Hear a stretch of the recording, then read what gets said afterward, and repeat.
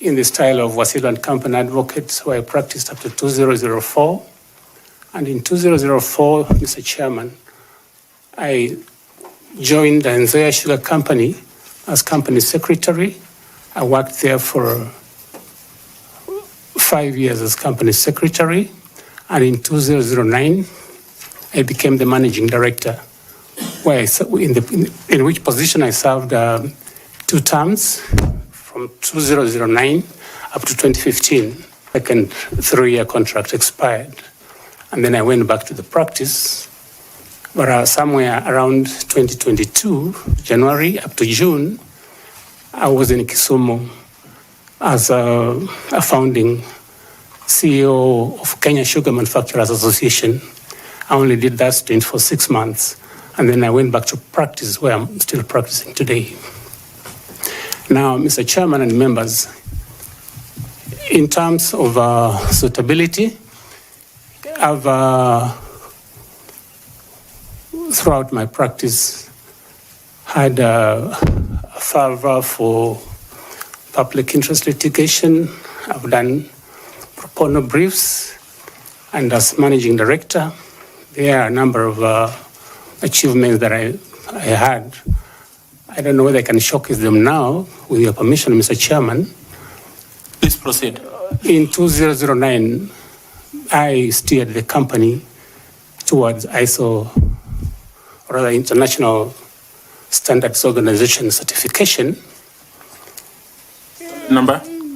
You know that? 2008, I think 2015, I can't recall exactly, it's quite a while now, Mr. Chairman. In 2012, I had the company enter into branded sugar production. It had never done that since inception, somewhere around in 1988. So our sugar was then able to be sold as branded in supermarkets that had never been there before. I also steered it towards achievement of the super brand tag. That meant that it could compete very effectively with other products. Mr. Chairman, members, due to the facilitative effort I had with the other managers within the company, in the year 2012, we had a record production of 71,000 tons of sugar made for the year 2012, something that had never been attained since inception of the company. And in the year, we also made a profit of nearly 800 million shillings. The company had never declared any profit. In fact, it was insolvent. So, Mr. Chairman, that is Saul Simiyu Wasilwa. So how will you bring this as a valuable asset to Iebc? When I joined the Nzoia Sugar, I was tagged an outsider because there are many others who had been there working there, and I was from legal practice. So at the time when I was promoted to the position of managing director, obviously the more seasoned managers thought it was unfair, I would say. But I was able to harness the capabilities of all the senior managers, the engineers, the agriculture experts, transport experts, for us to be able to work together as a team to get this accolade that I've just indicated. In fact, to mention also that in the same year, 2012, in terms of good human relations practice, we were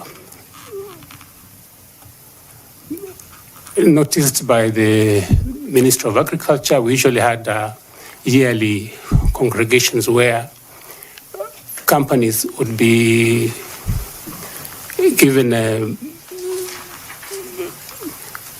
to say some congratulatory tag for either being perfect or good in audit. For that year, Nzoia Sugar was singled out as having wonderful human resource practices and we were given that accolade.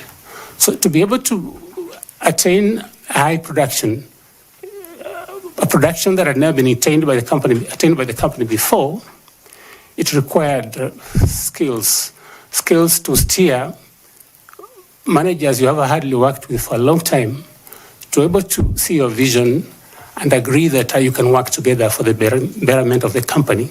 I think I can harness those skills that brought all these managers together for us to make the gains and achievements that we did at Nzoia Sugar Company. Thank you, Mr. Chairman and members. Thank you. Just out of curiosity, you made 71,000 metric tons in 2012, you said? Correct, Mr. Chairman. So was this out of the existing cane, or it was cane poaching? Because I noticed that this is the same time that Mumias was going down. Mr. Chairman, something else perhaps I didn't point out. There was never any cane poaching by Nzoia Sugar. If anything, the cane that was poached during that period was ours. And through, again, my collaborative efforts with the managers in agriculture, we managed to develop a lot of cane. And we had excess. In fact, we were giving out cane to Mumias Sugar, Botali Sugar Company, and West Kenya because of the excess cane that we had developed during my period. And even up to the time I left in 2015, we had sufficient cane for milling. Congratulations. I want to ask Linda to ask you some questions. Madam Linda, please.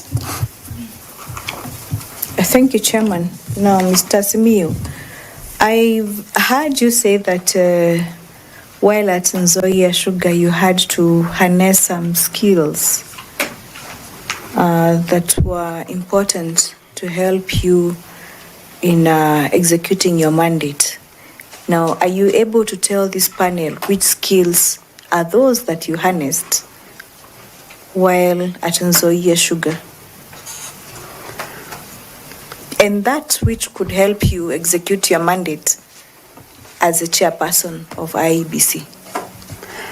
Thank you, Mr. Chairman and members. The ability to identify these specialized skills each officer has, the ability to sit them down and be able to exploit whatever each one of us was able to bring to the table. Much as there was a little bit of misgiving, like I said, I was a kind of an outsider coming from the legal profession, and indeed the whispers were that a lawyer can't run a huge manufacturing concern. My ability to harness their different skills, my ability to identify that all of us can do, and alone you can't do much.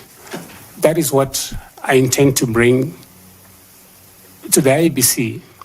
And I know that IEBC has a large pool of well-qualified persons.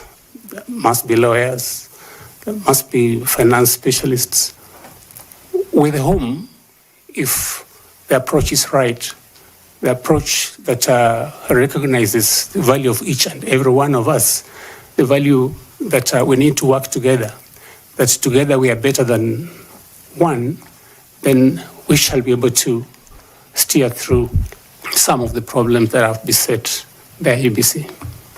And what competencies do you believe are essential for the chairperson to be able to execute his mandate? Thank you, Mr. Chairman and members. IEBC has a large pool of stakeholders. We have the main one, the political parties that certainly must be recognized. They are the political leaders. They are the other stakeholders that we have to deal with them in terms of supplies, the media. And unless you are able to give them sufficient recognition, unless you are able to understand that all of us are fighting one common cause, And unless we are transparent in the manner in which we execute this mandate, together with knowledge spilling over to all the stakeholders in equal measure, then we stand the chance of perhaps being accused of favoring particular sides, favoring particular political dispensations. That should not happen. What we need to do is to move forward together with all the stakeholders, bring them together, and have one vision together as we move towards ensuring that we have an election that is credible. So, in your career journey, do you have any particular instance where pressure was put upon yourself in execution of your mandate in whatever capacity that tested your leadership skills and you came out strongly? If there is, could you like to share that with this panel?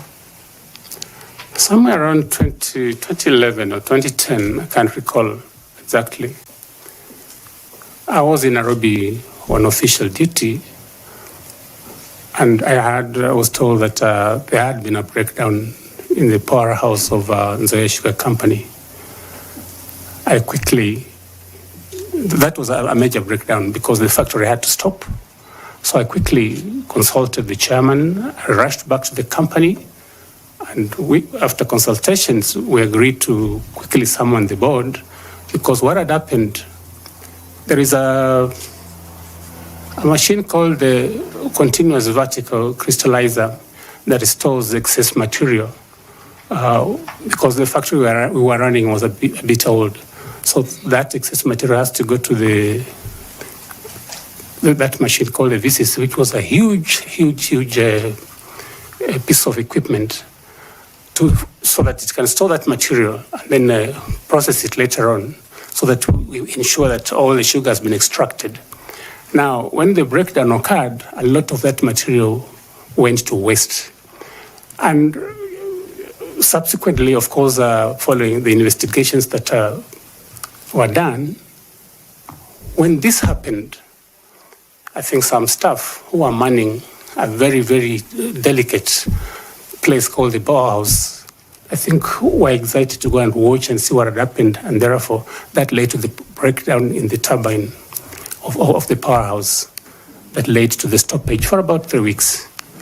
Now, of course, we had to undertake investigations as a board. The chairman summoned the board, and it was agreed that responsibility be assigned. I think after the investigations, some officers were censored and I think dismissed. There are people I had worked with, and every time you think something has happened as a result of an accident, you think you want to forgive, but of course the decision was collective, they were sent away. I felt it for them, but again, it had to be done. And of course, the board was able to convince the ministry to allow us to draw funds, which were in excess of 150 million, to import other machinery from India and fix the breakdown in the powerhouse, which was done, and that cost a stoppage of about 19 days. In government circles, I think that was quite some tremendous loss. But I was able to, with the help of the board, steer through the crisis. We resumed operation after about 19 days. And yes, some people went away. It was sad for them to go away for something that really was not deliberate. But that's something that I thought was fairly challenging for me. Thank you, Mr. Chairman. Thank you, Mr. Simiyu. Thank you, Chairman. Thank you, Linda. Now I would like to ask Carol Kituku to also engage the candidate. Thank you, Mr. Chairman, and good afternoon once more, Wakili, and welcome. I would like us to have a conversation on the party nomination process. Under what mandate do parties in Kenya do nomination?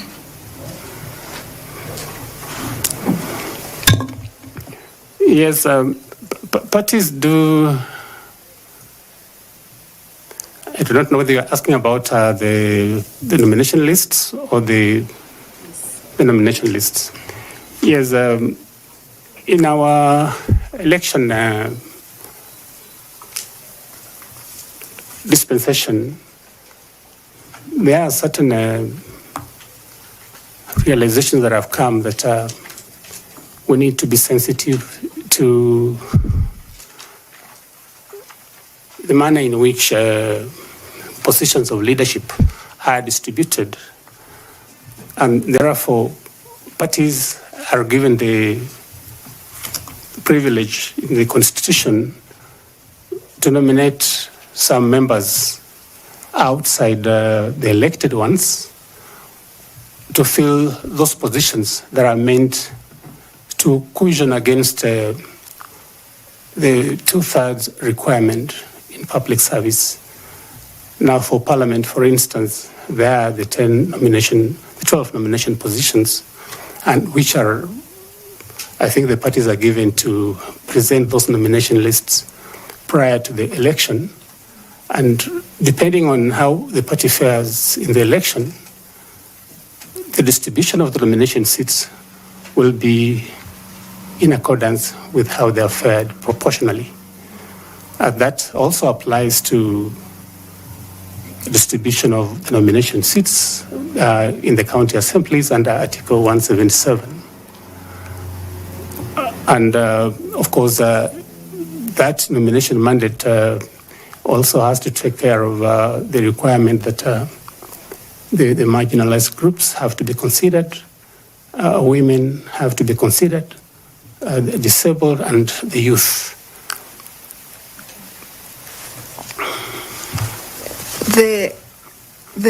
The law deemed it important that the party provide their nomination list, or what they call the party list, way before the declaration of results or before the voting and the polling and the results.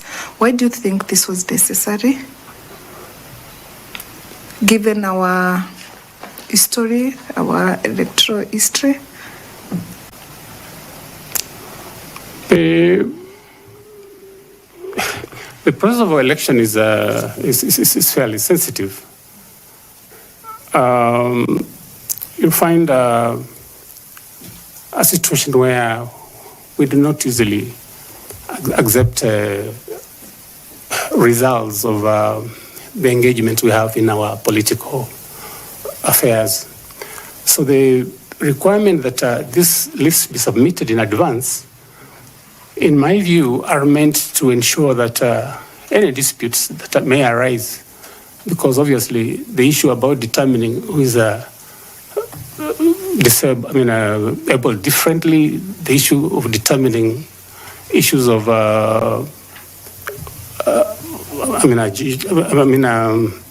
people are marginalized would be contentious. And if they're contentious, the earlier we start the process and listen to these disputes and resolve them before the elections, the better, because then we have little disruption in terms of the programs for the elections. Okay, so there have been allegations in the time past that most of the political parties tamper with the party list as was made before the elections. So why do you think that is so, particularly for the special seats? Sometimes, for me, it is just the issue of discipline. Sometimes it's lacking. The feeling that so-and-so perhaps is a better friend who would give more votes. And therefore, I do not think there is any real reason why they should tamper, except for perhaps just some self-interest, that I didn't cater for a friend, we didn't cater for this particular region. Those are excuses that can be used, because the moment they sit to determine these party lists, I believe sufficient consideration would have gone into. But sometimes I think we're not sincere about ourselves, about the decisions we've made, because of maybe other ulterior considerations that come subsequent to the decision to nominate. Yeah. So, are there any legal reasons or grounds that exist that actually mandate parties to change their allocation for the special seats? Are there scenarios that can enable parties to do that within the legal framework? In my view, they can. For instance, if any of the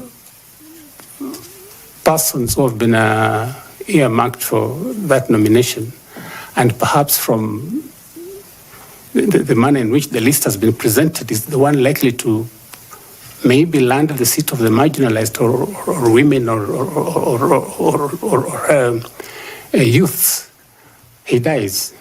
If that happens, then obviously that is a reason that would be a good reason for seeking to change the list of the nominees. On the reason, circumstances, any more? Somebody can possibly choose to change party allegiances, and really there would be no reason to maintain that particular person on the list. And I think it will be a genuine reason that can advance a requirement to change the list that have been submitted. So let's move on to another area, which is technology. You know, the future, we are told, is IT. Technology is the future. So if you become the chairperson of the IBC, should you be successful, which areas of the electoral system do you see amenable to technology outside the already existing areas that technology has taken into account? Any other area you think can be benefited from use of technology? I want to insist on moderation on the technology that has been used. But before I do that, Mr. Chairman, with your permission, if I could just quote something that came out of the curricular report, where Justice Grigla commented that the sooner the political elite realized that the cycle of violence, the cycle of unresolved election disputes will not leave us until unmitigated efforts are taken to plant some sense of integrity in our system are taken. That was after the 2007 elections. That if no serious concerted measures are taken, then moving forward, the cycle of violence, the cycle of rigging, vote stuffing would continue. That has continued. It happened in 2012. 2017, same scenario recurred. And even in 2022, that scenario recurred. There have been persistent complaints about verifiability of the election. Now, in terms of improvements that I think ought to be made on the technology deployed, my view is that I would insist from the technology team that exists within IEBC, or if it doesn't exist, if the brand of people we think ought to do it don't exist, pull them out from the many companies that are able to provide this technology, so that as we prepare for the elections, we virtualize every one of the 1,450 wards and dedicate a machine for each ward, and all of them ought to be based at the tallying center, the National Tallying Center. Now, in every polling station, whatever reports are coming out will be wired directly to the National Tallying Center in the machine that is dedicated for that particular ward. And this is how it will start. We ensure that as soon as the elections are closed, we take the tabulation of all people who have voted before the counting. And in every polling station, those figures are through a special gadget sent to the National Tallying Center in the computer that is dedicated to that particular ward. So, Mr. Wasilwa, without looking like I'm interrupting you, Yes. I think that is currently what is happening. So we're looking at outside what is existing right now, what else can technology help solve to bring in the credibility of the elections process? Through the chair, I plead that I be listened to on this one, because we've not in the past insisted that we take the tally of all the people who have voted as soon as voting closes. What usually happens is that we take the list, the people who have been counted. What I'm starting with is that as soon as voting closes, we know the number of people who have cast their votes. Whether they're spoiled, whether they're good votes, we take that whole number and wire it to the computer that is dedicated to that particular ward.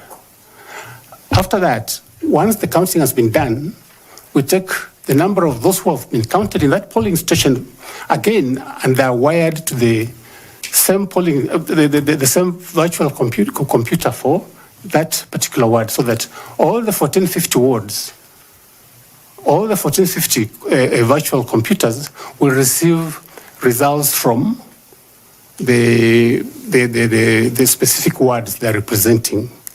After that, once the counting is done, then the counted votes, an image is taken also and wired to the dedicated portals. And then the technology that will be best suited for this is satellite technology, where we would avoid a lot of failures like has happened with Safaricom and others, where particularly in remote areas it's difficult to get that information wired to the tallying center. If we use satellite communication, and I think Starlight is one case in focus here, then once we have received that information, what the chairman has and the commissioners have is that apart from the votes that have been counted, there is one other standard that they can use in terms of verification, that standard of votes that were cast in each of the polling stations. I hope I'm clear. Yeah, thank you very much, and I wish you the best. Thank you, Chairman. Thank you. We now invite Dr. Koki Muli to also ask you some questions.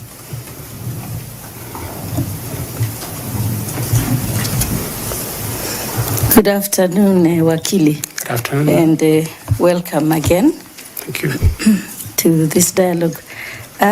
When was the first election held after the promulgation of the 2010 Constitution? 2013? When? What date? Oh, I can't have the dates, but I know it was in 2013. Okay, thank you. Wakili, you know that the election day is a very important day and a very critical stage of the electoral cycle.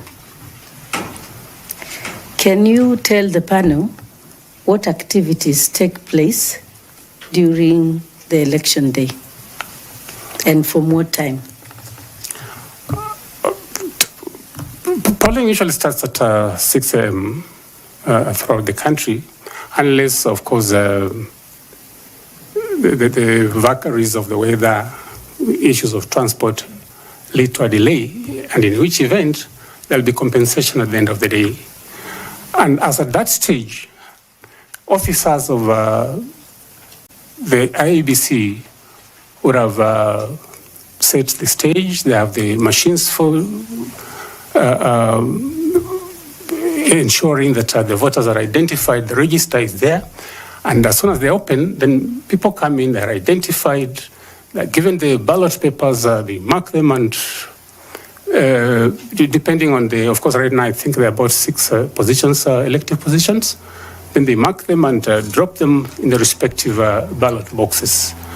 After the voting has been done, that's at the end of the day, the station closes, as is the practice nowadays, and then of course the counting is done at the polling station. Once that is done, the results, those of the presidential election, are I think filled in Form 34A and transmitted to the National Tallying Center. The results of the county governor, the county women rep, the results of the county senator are, I think, counted and declared at the county tallying center. The results of civic leaders in the past, now they're going ward reps, called ward reps, are declared within their respective wards.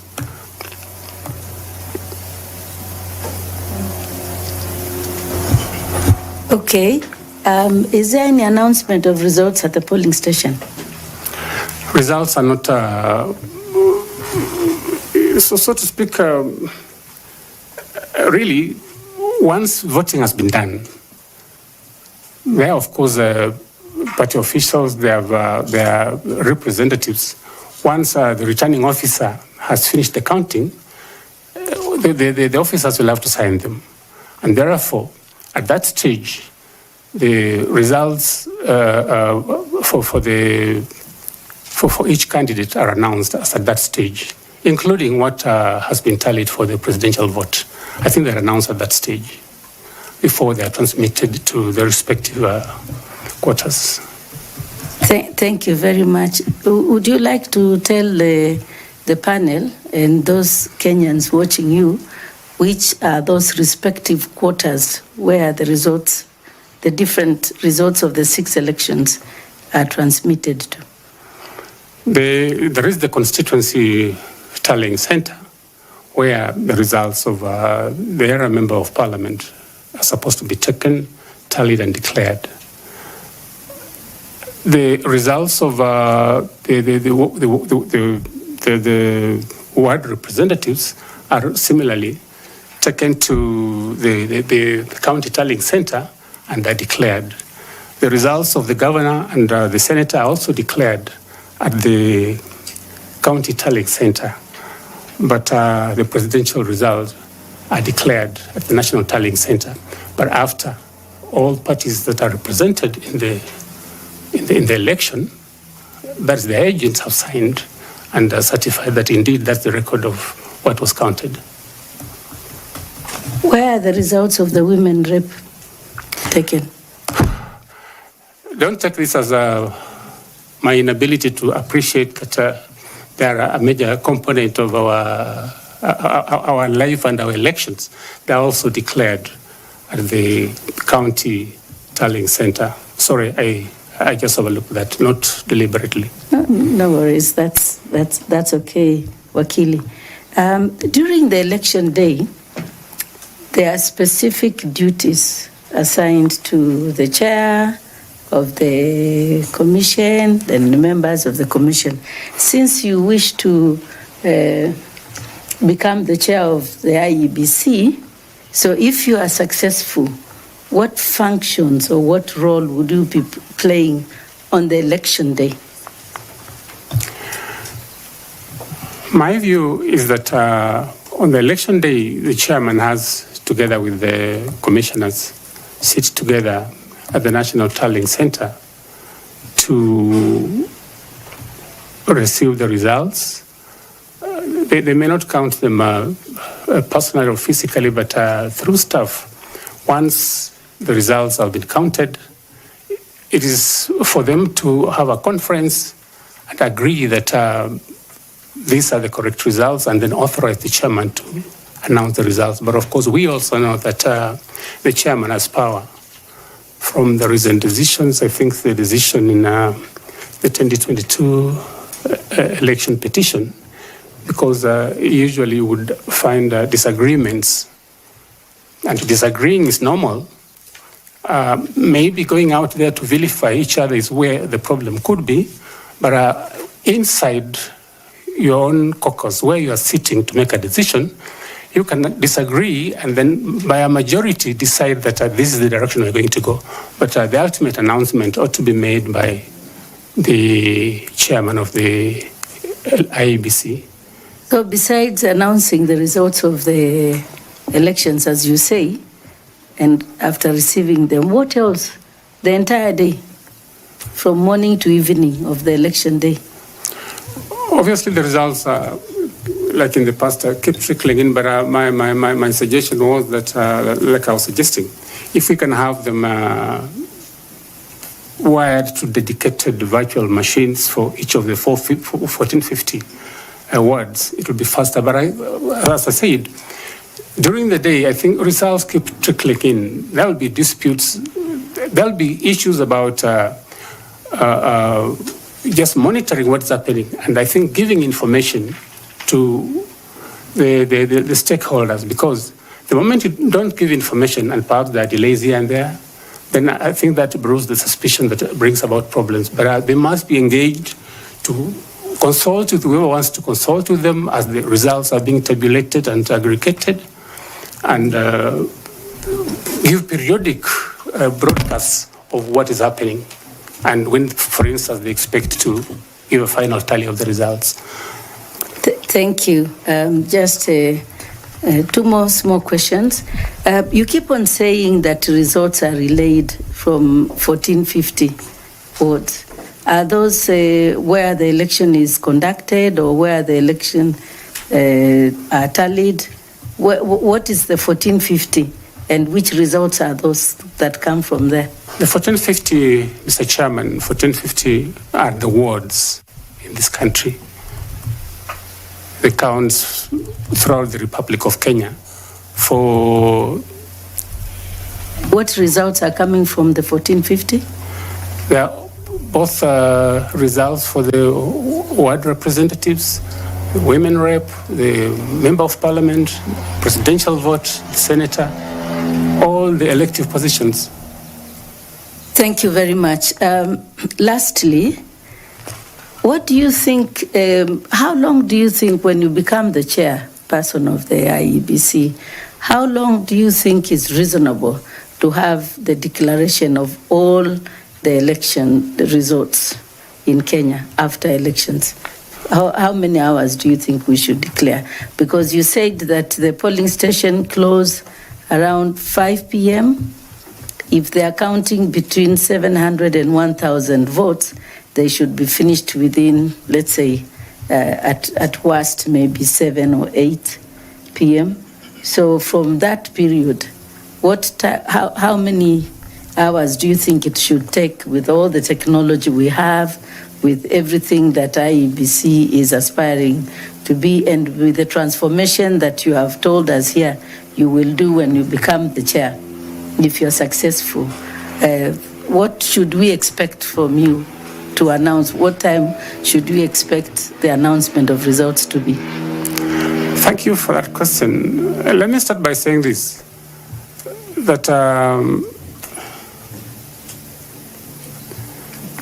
the problem in the past has been that we take a long time to announce results. And this is basically because sometimes we are relying on technology that will fail because we're using one dedicated line to transmit all results to the tallying center. There'll be jams along the way. There'll be gridlocks along the way. That's why I'm having this proposal that instead of using one line of communication to relay results from every part of this country, let's have a dedicated virtual machine for each ward. And that way we avoid the gridlock, we avoid the jam, so that results are released faster. And if that becomes the case, then if polls close at 5 o'clock, or if there's been an extension, they go on up to about 6 or 7 o'clock, I expect that if these measures are put in place, we should have all the results at the National Tallying Center by about 9 o'clock.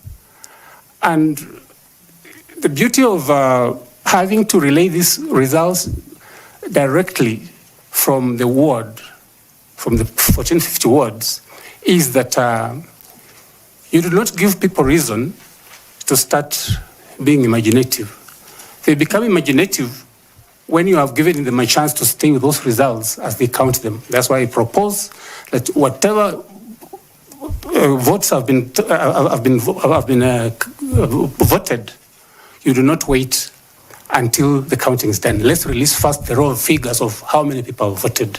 That is a check in the sense that if anybody wants to bring in more results, at the end of the day, when you're at the tallying center, we'll say, but the initial results we received were that there are only 400 voters here. How come now you have 500? That is a very, very, very good check. So for me, if this is implemented, then by about 10, 11 o'clock, we should have all the results of the tallying center, depending on the deliberations that the commissioners have. Before the end of the night, the results ought to have been announced. We can't take the 7 days that we've taken in the past. Thank you very much, Senior Wakili. Thank you very much, Chair. Just to ask, is the 1450 center of relaying results something you are proposing, or this is what is happening? Mr. Chairman, it is initially I was asked what reform measure would you want to come up with in terms of result transmission, and that's why I said that if we get a dedicated machine for every ward, Okay. we will release the results faster, relay the results faster to the tallying center. Is what I'm proposing as a reform measure, not what exists at the moment, Mr. Chairman. Okay, thank you. Sorry, I was actually assuming that that's what exists. If you don't mind, what exists at the moment? That's the first question I was asking you, actually. At the moment, the results are all released using one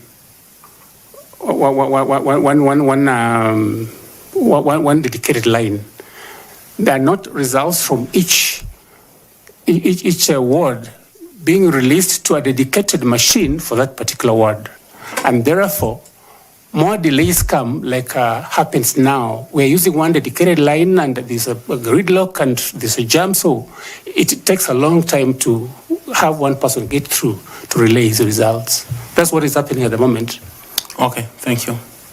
I want to ask FCP Tanui to ask you some questions. Bwana Wasilwa. Yes, sir. When you were introducing yourself, you said, what are you currently engaged in? I'm practicing advocate. In which law firm? The firm is called BS Advocates at the moment. Do you have a practicing license for 2025? We have applied. We're waiting for it to be submitted. We have up to 31st of March to get the certificate, and I believe I'll have it because we've applied. So as of now, you're practicing without one? Well, like I said, Mr. Chairman, usually at the end of the year, the financial year, we have to get an accountant certificate. Once you get the certificate, then you put together all your papers and send them to the Law Society.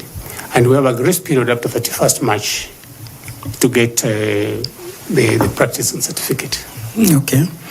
I've also seen that you're a member of Chartered Institute of Certified Secretaries, actually Institute of Certified Secretaries. Yes. And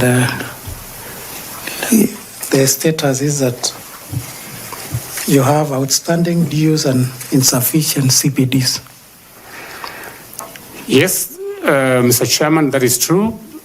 I do not practice as a certified public secretary for a long time, and as a human being, sometimes you could easily have something delayed. I've In fact, I've been in communication with them. I have fees of 12,500, which I ought to pay, and I'm going to pay so that I make my record clean. Why I'm specific on that one is that you are a company secretary for Nzoia before you became the MD, isn't it? Yes, I was. And that is what led you to who you are in terms of your career growth. You would be of, how would I put it?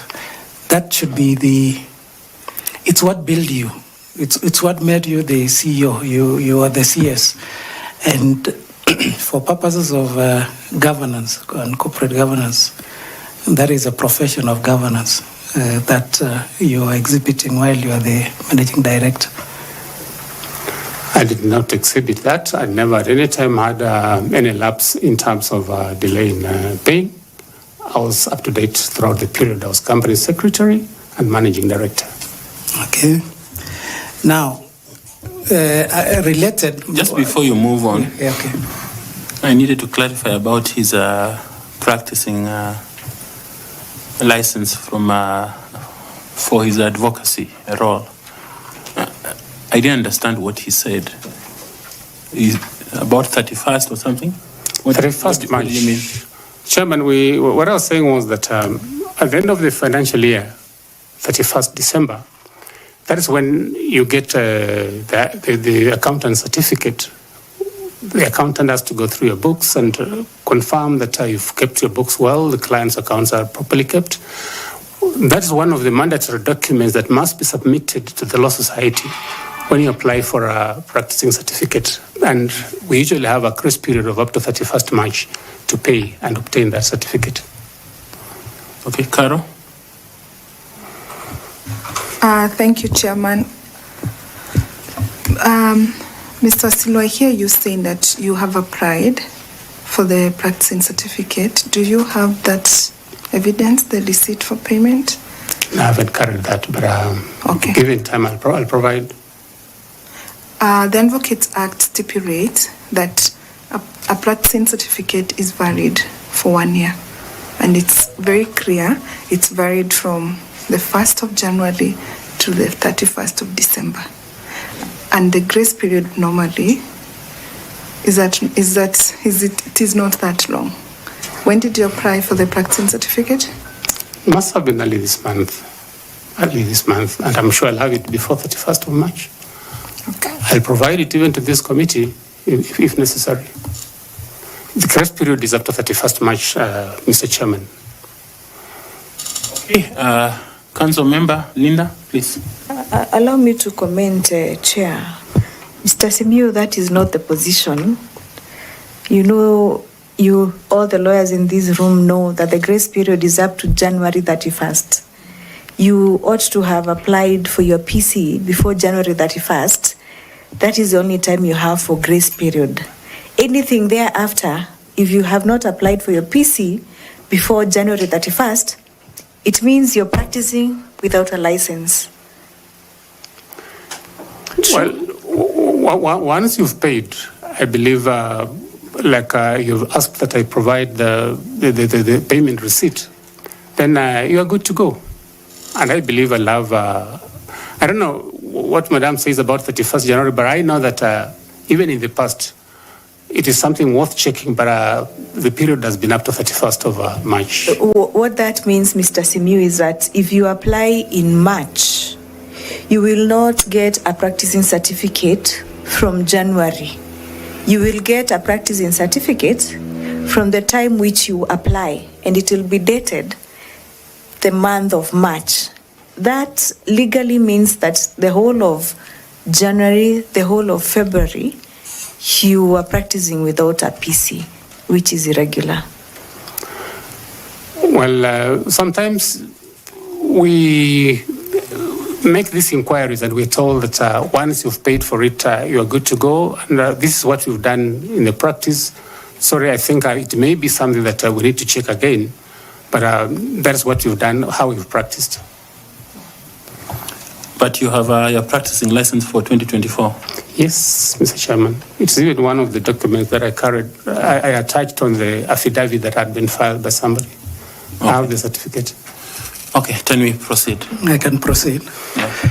So why I raise that issue is corporate governance is a very important issue, and more so if you want to chair such a commission like the Iebc. And I was keen on your certification as a corporate secretary or company secretary, having been one yourself. Now, one of the key features or one of the instruments of good corporate governance is an audit committee. And I would expect that during your tenure as the CEO of Nzoia Sugar Company, you must have had one. But now it's a legal requirement under the PFM Act that all commissions, including IPC or IPC included, should establish an audit committee. Why was it necessary to legislate the establishment of audit committees, more so in bodies like Constitutional Commission? I think, Mr. Chairman, issues of financial impropriety have been rampant. I think they are cited even in this commission. I think audits are flagging certain issues that need to be addressed. And the Public Finance Management Act also provides strict requirements in terms of the responsibility placed on public officers, so that once the coming into place of an audit committee is really meant to help the institution in terms of fidelity to propriety in financial management. And I think that may be the reason why it was made necessary that institutions have audit committees. We had an audit committee in Nzoia when I worked there. So is it something that, as a chair, of what value will it be to you as a chair of IPC if confirmed? The audit committee gives you internal assurance that things are running well, because the committee is supposed to be independent in the manner in which it operates. They don't report to the CEO, like in this case, the secretary to the board, for obvious reasons that maybe he's the one who is being audited. They have some dotted line where they report directly to the board. And if there are any issues that are going on under the table that maybe the CEO may not want to disclose, those would be disclosed in the audit committee, and I think can be sorted out before they're escalated out to the National Audit Office. I think it is very useful for the Commission to have that audit committee, because then it raises the red flags, and the early warnings come from the internal auditor, who will say that if we continue like this, there's bound to be a problem. I think it is a very necessary committee for operations of this institution. Thank you. And my last question is that you will be joining, if confirmed or if appointed, you will be joining a commission where you as a chair and the other 6 commissioners will be new. There is already an existing secretariat in place and technical officers. So how will you, as a chair, be able to work together with the new commissioners, at the same time ensure that the secretariat that are there are able to support you in the process without having any issue of infights, conflicts, and create cohesion and harmony within the commission.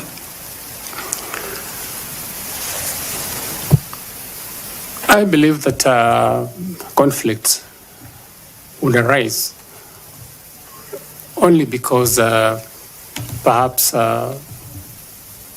we are nursing egos of personal interest, because I believe that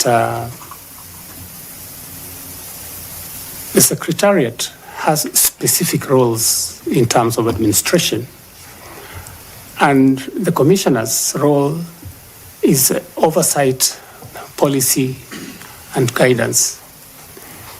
And that's when I think the issue of governance becomes handy. I think you take it seriously from your expression. There ought to be a delineation between what the Secretariat does and what the Commission does in terms of policy. But I also know that the chairman of the IEBC has kind of executive power, so that maybe if that is led to persist, it may bring about the kind of conflicts that are perhaps became apparent during the tenure of the late Chepkati, may God rest his soul in peace, together with Mr. Chiloba, so that in fact it led to one of the officers going. So that is something that must be addressed immediately if indeed the chairman has any executive powers. Those powers should be left for the powers of execution, should be left to the Secretariat, with the CEO being the Secretary of the Commission, and let the commissioners remain up there for giving direction and guidance. If we stick to that role, then I wouldn't see any situation where there will be a conflict, say, look, the delays in procurement of this gadget has been as a result of the failure by the chairman to approve this, to refuse to sign this. Let the Secretariat be given powers to do what they ought to do, and let the Commission remain at that respected level of merely giving guidance, policy guidance. If there is any aberration that is noted on the part of the Secretariat, I think the committee, the Commission has powers to take appropriate action, but it should not delve into actual work of administration. That should be left to the Secretariat. And if there is any lacuna in the law, that is then something that must be addressed as in the first instance when the new Commission takes over. So, Bwana Wasilwa, now what will you be doing 8 to 5, Monday to Friday, and because you are full-time commissioners? You as a chair is full-time, the 6 commissioners are full-time. So what will you be doing? 8 to 5, Monday to Friday, January to December for 6 years, if you are just oversighting and staying up there? I think the Commission is what I would say more or less of a hybrid, in the sense that the work of the Commission is so extensive, touching citizens from all corners of this country. That being the case, I do not subscribe to the view that there will be nothing to do if we are left at policy level. There are issues, for instance, of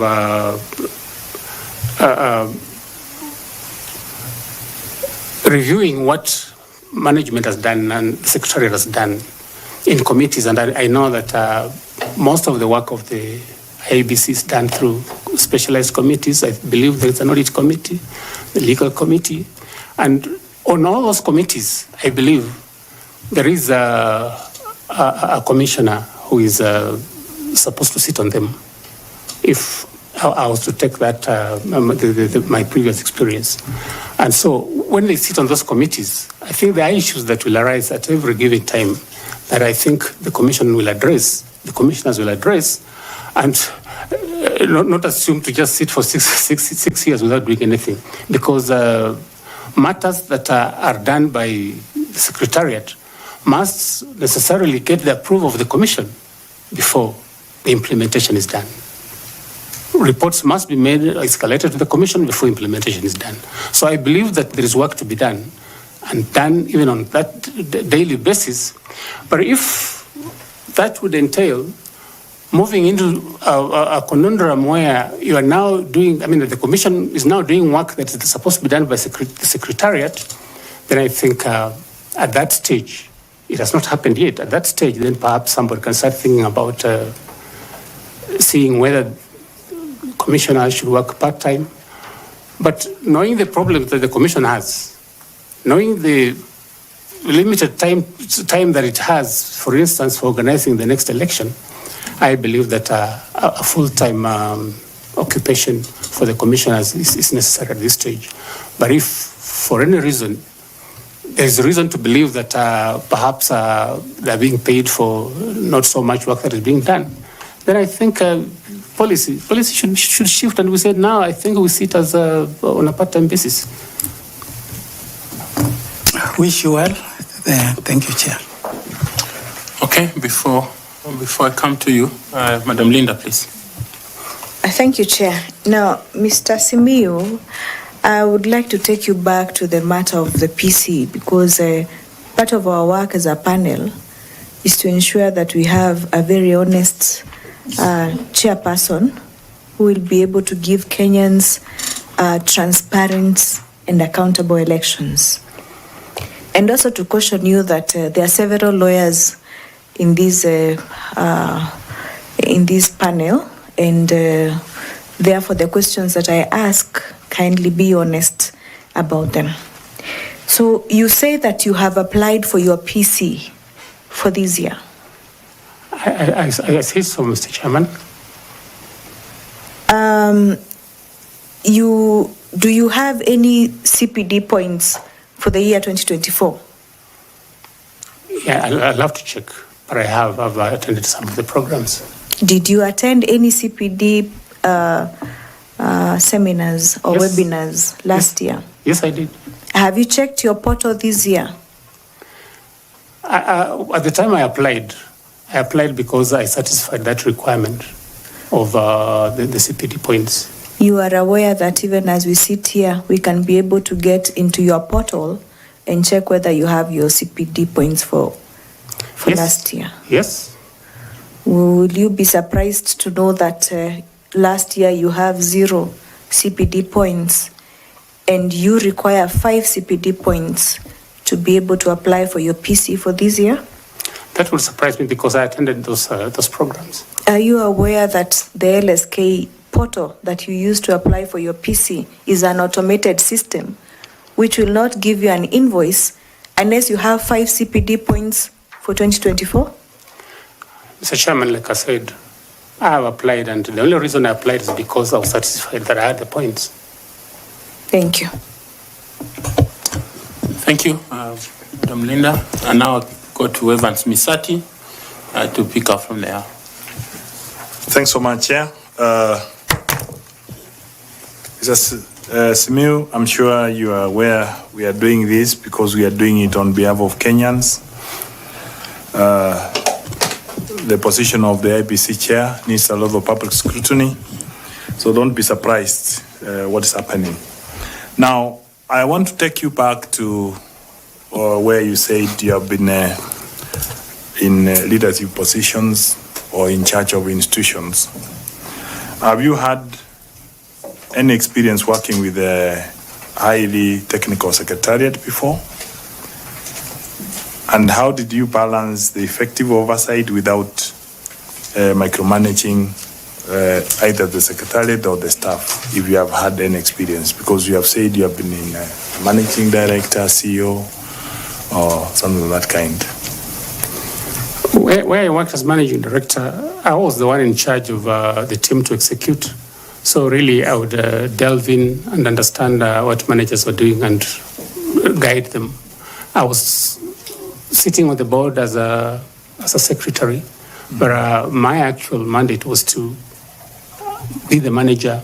I'm the one who liaises between the management and the board and to report what is happening on the day-to-day management of the affairs of the company. That was my responsibility. So really, the issue of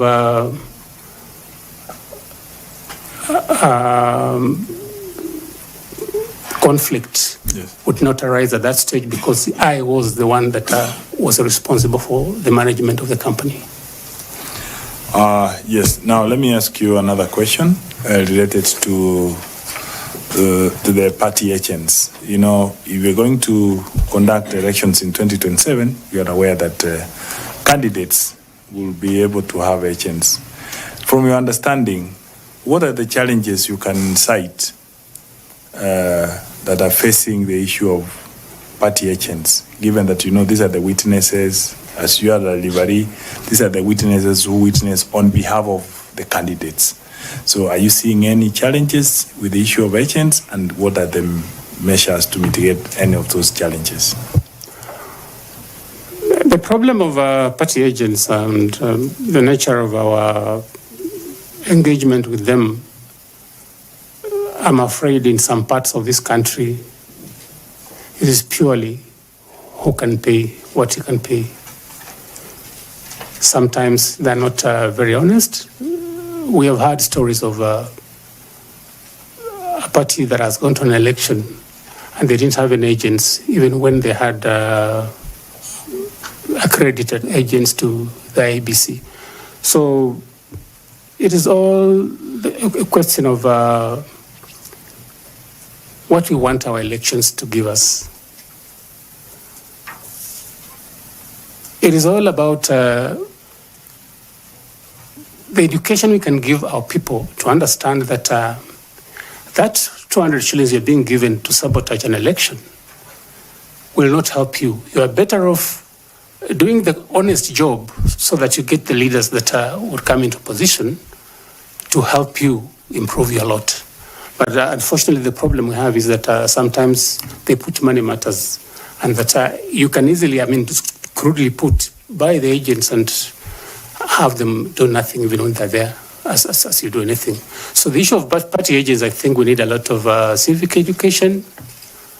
We need to make them understand that it is a solemn responsibility for their country to ensure that a fair election takes place and that it behoves them to do that they can do to ensure that they represent the interests that have been put there to represent. But unfortunately, that doesn't happen. So I think we need a lot of civic education for the agents. So apart from the money and the training, so what will you propose as we move, apart from that training, as we move? If you are the chair of IPC today, you have a meeting maybe with the stakeholders, the political parties, what will you propose to the candidates in regard to the agents? The problem is, let me start like this. The biggest problem we have in this country is competition for elective positions. We think guarantees the goodies to come on my side, in my house, to my tribe, to my county. That competition is what breeds problems. It's not even this agent. Because, like you would recall maybe 2 or 7 elections, I think it's the worst scene that you can ever experience, where the chairman of the commission says, I don't know what is happening, I don't know what's cooking. Maybe the results are being cooked. So that this competition for the prize, that's the presidency, is what percolates down to even agents to want to behave like, so what, so and so give me 10 shillings, you give me 20, I can even switch allegiance. And for me, the cure for this is that I was thinking I would propose, if I were privileged to sit in this commission, that maybe we look for a real shift in the manner in which we do our politics. The 2010 Constitution brought some benefit in the sense that the evolution has dissipated some of the fire that usually exists when people think getting the presidency will give them everything they require. So that some fruits have been taken to the counties. Can we think, for instance, of,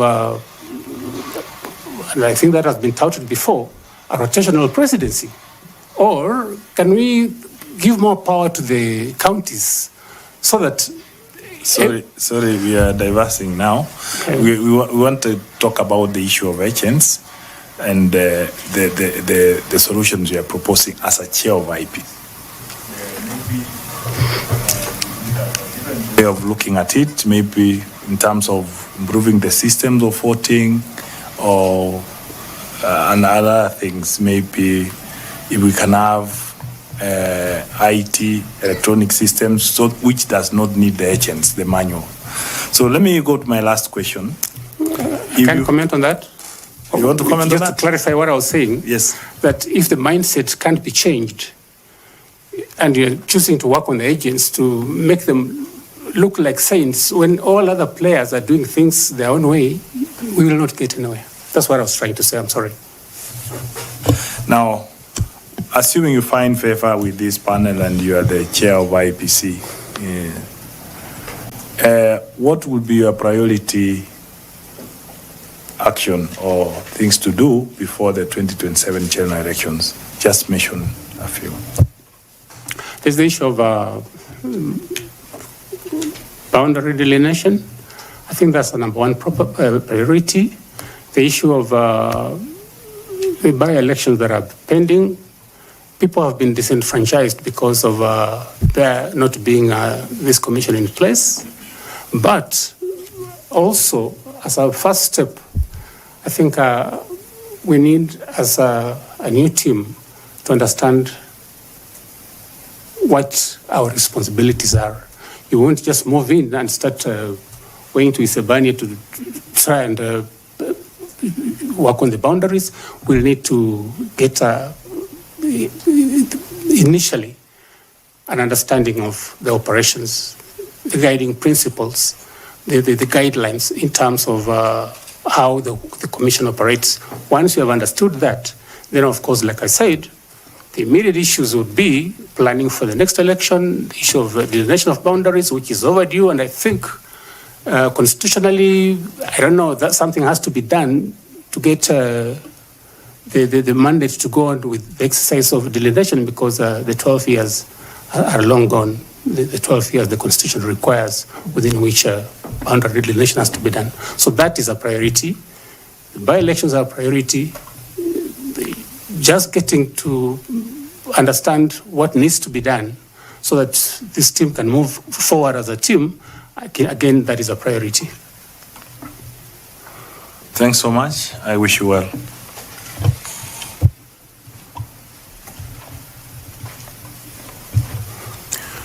Mr. Wasilwa, what would be involved in boundaries delimitation, if that was your priority before 2027? I know that since the last exercise was done, I think more than 13 years ago, there has been population growth, and in terms of creating new entities for parliament, new entities for the wards, I think that is what it entails.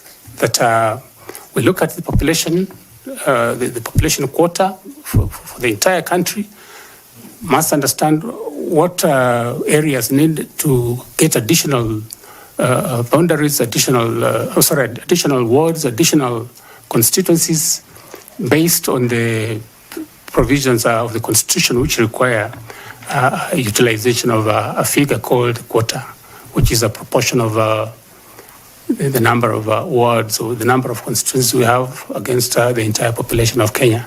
Once that is determined for each area, then we would look at it in terms of the numbers of the people, the geographical reach, cultural issues that would require that the people want to remain together as one entity. So those are the issues that must be looked into in terms of the new population demographics.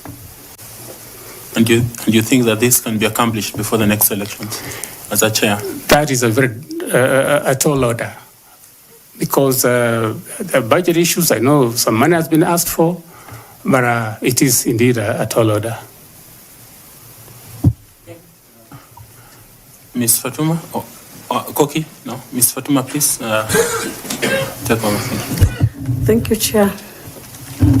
Mr. Simiyu, Yes. generally, stakeholder engagement is expected to bring to fruition trust, buy-in, risk management, and so many other positive tenets.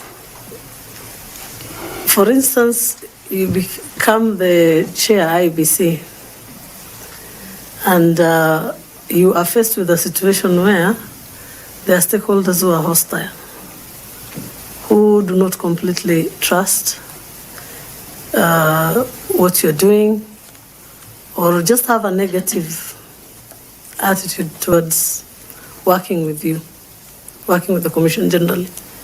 What would you do in such circumstances? People who don't want to work. For whatever reason, at times they could be because out of lack of trust, or maybe other vested interests. They just do not buy in and do not support what you're doing. My initial submission was on the best way of creating that trust, where people will know that once an election is done, the system that has been installed is not subject to tampering. I've indicated we need a dedicated satellite system that will be used. Once they are convinced that a credible result will come. I'm just saying, in this special circumstance, Yes. you find a stakeholder who's hostile. How do you address? For stakeholders, they are stakeholders. And they are stakeholders because, rather, we are there because of those stakeholders. And you must find a way of talking to them. If you can't talk to them, send a team to talk to them.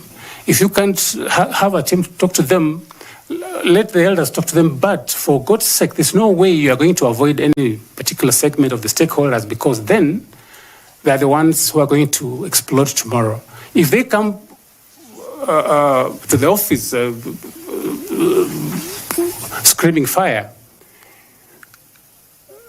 you are responsible because you are in the office. You must face them. But if you don't think you will face them, because these things are going to occur unless some of these steps that we are talking about are taken, don't try to look for the job. But be there, face them, tell them this is what we're doing. Even if you're doing nothing, that of course, from their perspective, they think you're doing nothing, but at least you must be able to meet them and talk to them, listen to them, and find ways of addressing the issues there. Because of course, they won't be unreasonable to just come and start a fire unless there's really something that they believe in. Like, for instance, when they believe somebody's stealing the election and they come and explode. So that constant communication, that constant engagement with them, and the ability to go before them and explain what is happening, I think it is important. But if they have come now and they're breathing fire, I believe that you must just find a way of talking to them. You can't run away because that is your responsibility and somebody has to do it. Supposing you are unsuccessful, how do you protect the Commission's functions and ensure that you are able to conduct the elections and the outcome is unaffected. If these stakeholders, if you're not successful in convincing a certain portion of the stakeholders. That's what I'm saying, that every time we sit together and try to talk, I think we'll find a solution. I don't think there are stakeholders who would come and say, today, I must kill all the commissioners because they failed to do ABCD.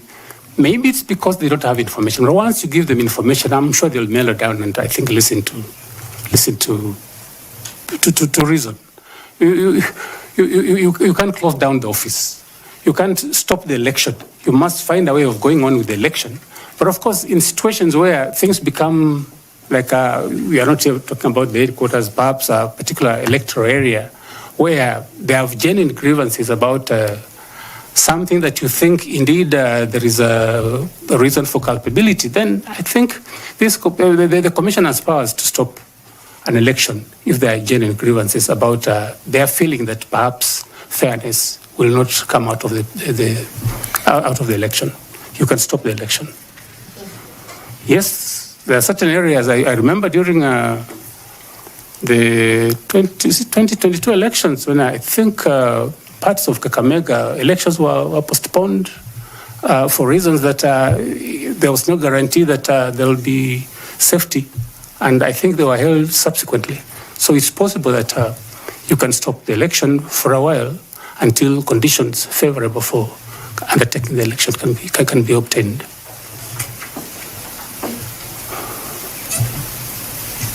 Thank you. Now I want to ask Mr. Nicodemus Bore to ask his questions. Kindly, Nicodemus. Thank you, Chairman. Saulo. Yes, sir. I think the reason why Kakamega elections were stopped in 2022 was because the ballot papers was a mix-up of ballot papers, not because of any insecurity or anything else. That's the reason why Kakamega and Mombasa, there was some mishap on the ballot papers. And that's the reason. Yes, Mr. Chairman, I agree. That's just an information. What I was trying to say was that conditions may prevail that are inimical to holding a successful election, and they may not be necessarily about there being mixture of ballot papers. Any other reason, like extensive violence, can, I think, cause a postponement. True. You served as the MD of Zoya Sugar. Yes, for sure. For how many years? 6 years. And CS for how many years? 5 years. So you served at the management level, the top management, for a period of over 11 years. Correct, Mr. Chairman. At the same time, you were still running the BS and Advocate Company? No, I wasn't running it at that time. In fact, from 2004, and I was running as Wasilwa and Company Advocate, and I relinquished that to somebody else. So when I stopped working, that's when I went to join into the partnership of BS Advocates. Okay. So remember, the sugar sector in Kenya has faced persistent challenges, including financial mismanagement and low productivity of sugar and sugar cane, and the governance issues, and sometimes even farmers' discontent. So looking back on your tenure, do you have any specific successes that you can point out as your contribution to the industry as a whole? I believe I mentioned them. One that stood out was the fact that when other companies had no cane, my collaboration, my coordination with my managers in agriculture had developed a lot of cane, both in the outgrower rich and the nucleus estate, but we never lacked cane while I was the managing director. And indeed, these issues of cane, lack of cane, came after about 2016 when I had left. But even when it was acute for other companies, Nzoia still had cane. So cane as an issue was we didn't have a problem with Ken. Again, I mentioned that during my tenure, we had ISO certification. We were acclaimed as the best company in terms of HR management in 2012 by PS Kiome then. Then, of course, we had a break into a super brand, and I think branded sugar. And, of course, the highest production ever since the company was incepted in 1978. And we made a profit for the first time. So those are, I think, the achievements. Maybe for those of people who don't understand the ISO certification, can you explain that a bit? ISO is a process you go through over a period of time, midwifed by consultants. Like in the year, we were midwifed by Kenya Bureau of Standards, and where production processes, for instance, marketing processes are mapped out so that we know that on this particular occasion, this is the way we will make sugar, and that when you compare our processes, when you compare our standards, they compare favorably using those standards with the other companies worldwide. And when you do that and you are certified, then it means your sugar can compete favorably in the world market, like sugars from any other jurisdictions that have better equipment, better ways of production. So that is where I took in the year that in the world market, it was a product that was sought after because of the organized manner in which the production was done. So that means acquiring proper licenses and other documentations. Sorry, Mr. Chairman, which license? So does it, that means also acquiring proper licenses and documentation for the company? Well, of course, there's the sugar production license that you had to procure, I think, cost $1 million from Kenya Sugar Board. But in terms of ISO, I think what we're looking for is the ability of your product to compete with other products of the same nature. And all we did by getting ISO certified was that we are convincing the world that our sugar is produced in such a clean environment, such a predictable environment, that it's as good as any sugar produced from the more developed sugar production areas. The reason I'm asking this is because of the farm in which you run. From what we have seen and discussed here, you don't seem to have licenses to run your farm, yet you are able to have very good licenses to run Zoia Sugar Company. I think I've said that in my practice I've had licenses to practice. That wouldn't, again, compromise the fact of the production ISO certification merely because perhaps during 1 month I was not able to have this and that. I think that should be an isolated issue. But like I said, really, what you are raising cannot water down the fact that I got those achievements while I worked as the managing director. The isolated case seems not to only affect you, it also affected your clients, because we have a memorandum or an affidavit sworn by one Professor Okumu Wafula, who is accusing you of not having a practicing license. Yes, you picked fees for defending him. Is there any information about that?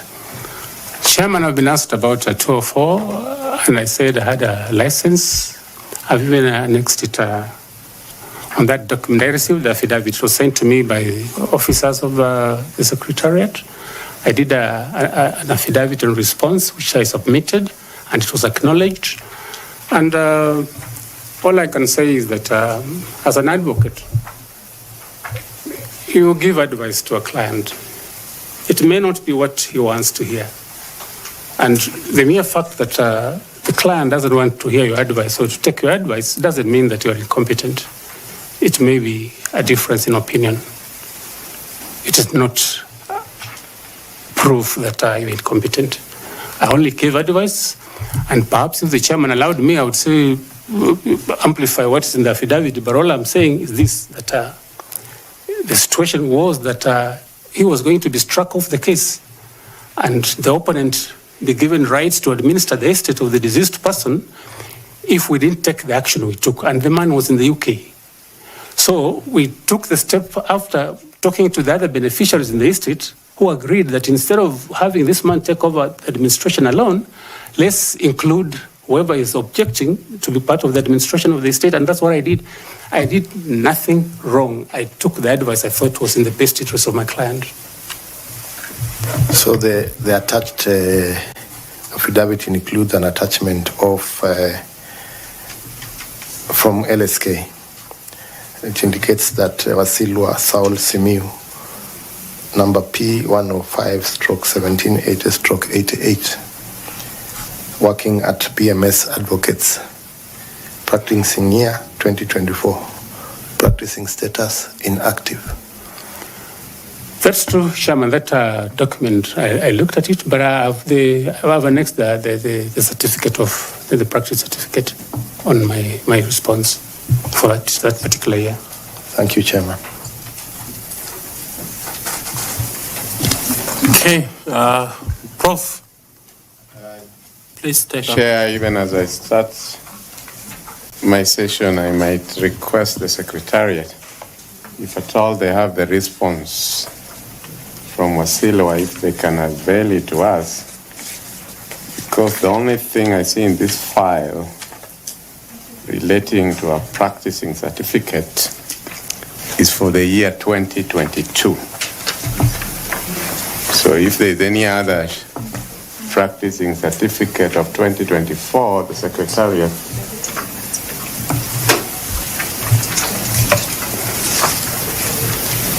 do we have the affidavit? Yeah, just help me as I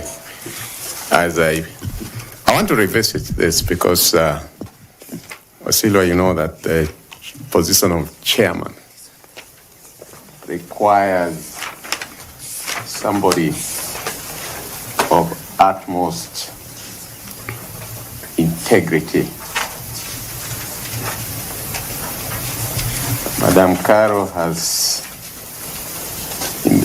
brought to my attention where you are replying affidavit is, and again the certificate that you have attached is for the year 2022.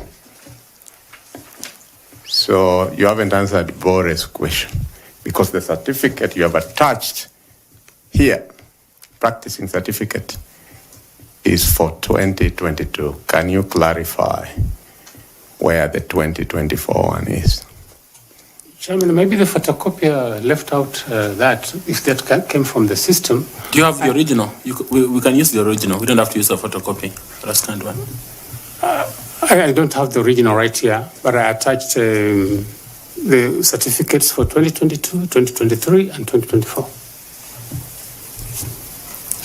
And you're saying that the LSK portal that has been printed as both the LSK Council with our Vice Chair and the LSK representative Caroline, who have said here to you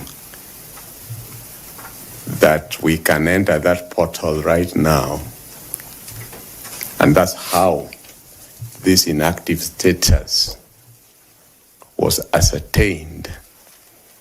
You are saying before us here that whatever was obtained from LSK portal is not true, and that Wasilwa's photocopier, which missed the certificates of 2023 and 24, is the one which is true. That's what you're telling us. It's not my copy, Mr. Chairman. I'm saying... No, wherever you copied. Whatever I sent to the commission had certificates for 2022, 23, and 24. And you photocopied it from an original, Yes. which if you are given time, you can produce before us. They're in the office. I can produce them. Very well. Between February 1 and now, have you had active cases? Yes, I have. You can tell us some of them? It's very recent.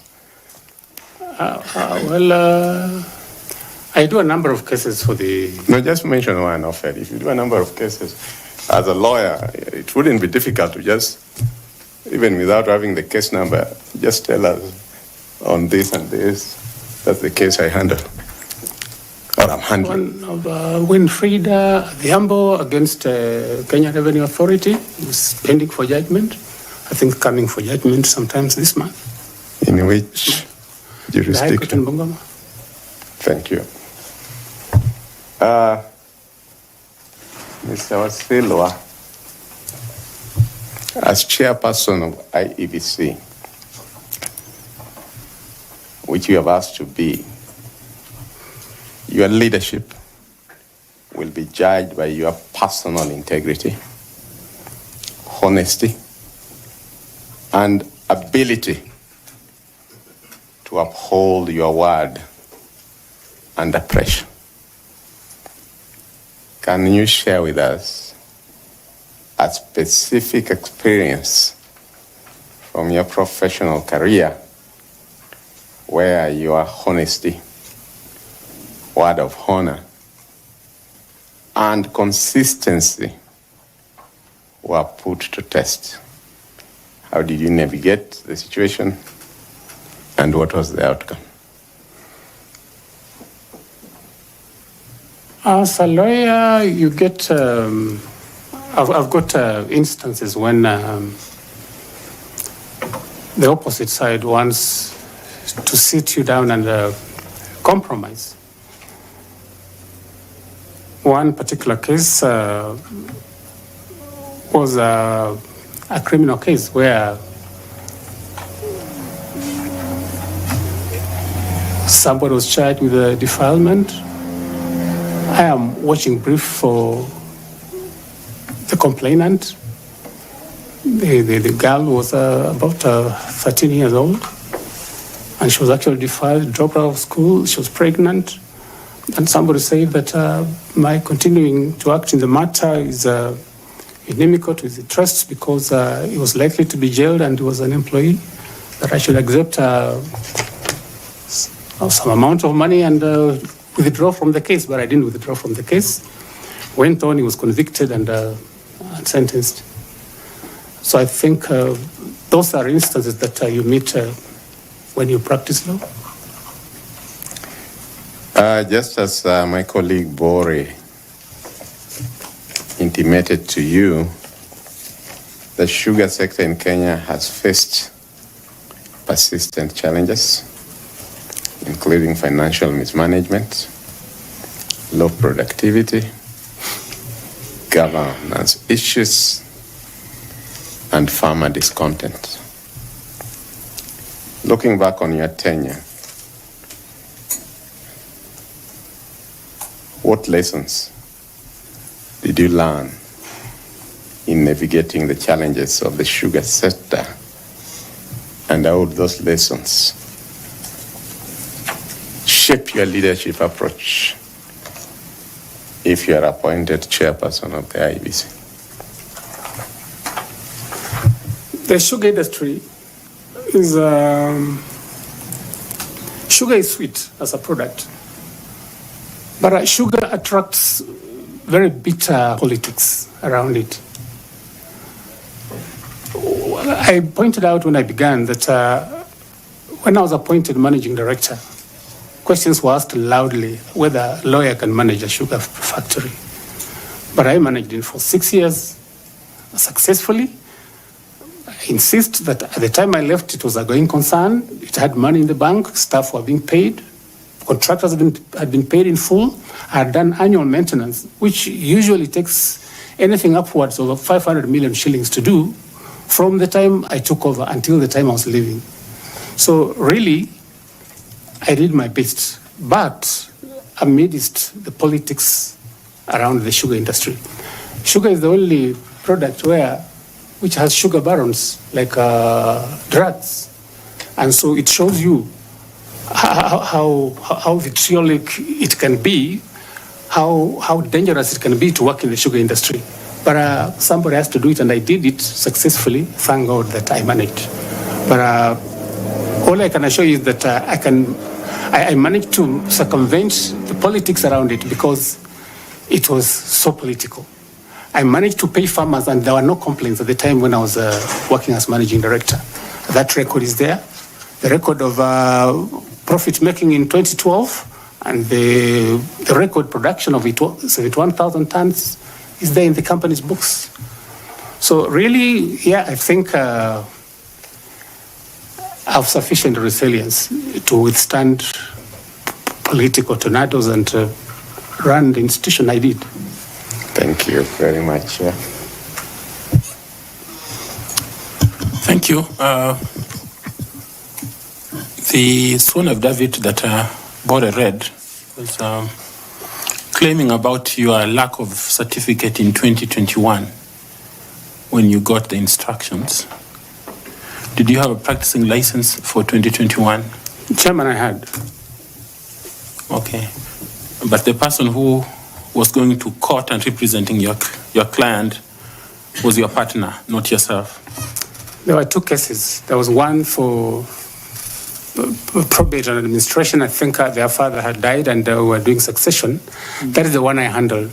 Then there was a criminal one where he was complaining that his brother had destroyed his crop of cultivated produce.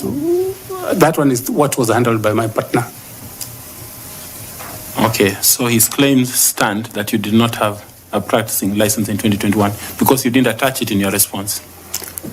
The period was, he had attached there is 2024, which I'm saying, Mr. Chairman, that I had the certificate. They didn't talk about 2021. If they did, I would have attached it also. Did you read the letter that invited you for the interview? Yes, Mr. Chairman, I did. Did it ask you to bring your original certificates and testimonials? I did. I brought them, Mr. Chairman. And the practicing license is not one of those? No, it wasn't requested for. It's not a testimonial in this case? Well, I thought testimonials are certificates, academic and professional certificates, which I attached. But in terms of what the person alleged, I attached the certificates for 2021, 2022, 23, and 24, because the period in question, according to him, was 2024. Okay. Okay. Prof, you have some two questions, please. Some two questions. Quick one. Wasilwa, you told us about if you are made chair, you told us one of your priorities will be to ensure that the by-elections that are pending where Kenyans are unrepresented, they should be conducted so that those Kenyans are represented. Name for us, since this is your priority, name for us any 3 constituencies or counties in the Republic of Kenya that are due for by-elections and the reason for the by-election in each. Mr. Chairman, I don't have the ability to remember all of them, but I know that some cabinet secretaries have been appointed who are members of parliament. The case of Mheshimiwa Opiyo Andai is one. And I think there are a number of others, several civic seats, which I think ought to be represented, but I cannot humanly remember them. Very well. My last question is, which was the last country to join the East African community? Must be DRC. Thank you, Chair. Thank you, Mr. Wasilwa. It's been a great pleasure talking to you, learning from you and hearing from you. We are indeed grateful, as I said in the beginning, that you applied for this position and you were shortlisted for it and you took your time, noting that you practice in Bungoma, so you must have traveled from Bungoma to be here. We don't take it for granted that you took this effort to want to serve Kenyans. I would like to invite you, just in case you have a question or a comment to make, please do so. Thank you. Thank you, Chairman. Chairman, the members of the panel, members of the Fourth Estate, I'm sure members of the public are here, those watching. Thank you for giving me the privilege of engaging with you. And I wish you Godspeed in finding suitable persons to run our institutions, and particularly this one that is really pivotal. It touches every Kenyan from Lokichogyo to Tanga, whatever, from the coast and northeastern and the Isebani. So it touches every soul, whether they vote, whether they don't vote, they're affected by the actions of the IEBC. Thank you, Mr. Chairman. You're welcome. Remember to pick your certificates. There's a bottle of water before you. You feel free to pick it. And if you have a notebook, you can still carry it with you. We appreciated your presence. Thank you very much. Thank you, Mr. Chairman. Asante. Thank you.